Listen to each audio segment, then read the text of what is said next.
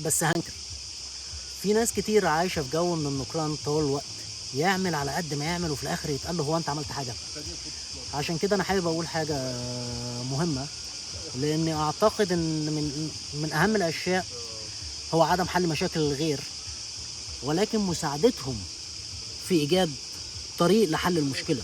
حتى لو كنت انت تمتلك حل المشكله، ما تحلهاش، بس نور الطريق للناس عشان يقدروا ان هم يحلوا مشاكلهم. لانك لو حليت المشكله من بدايتها لنهايتها ممكن تتعرض لسيل من الانتقادات وينقلب الامر كله ضدك، لانه ممكن يتقال لك انت ما حدش قال لك حل لنا، لان هو الحل كان المفروض يبقى بالشكل ده.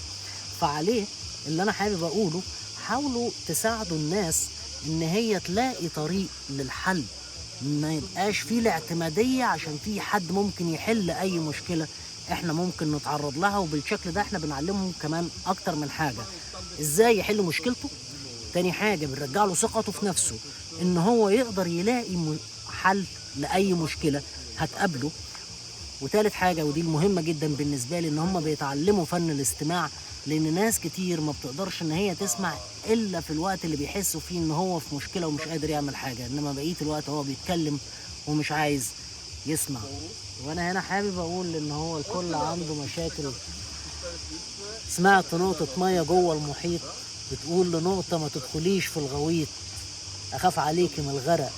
قلت انا اللي يخاف من الوعد يبقى عبيط. ده صلاح جاهين. اشوفكم على خير. باي باي.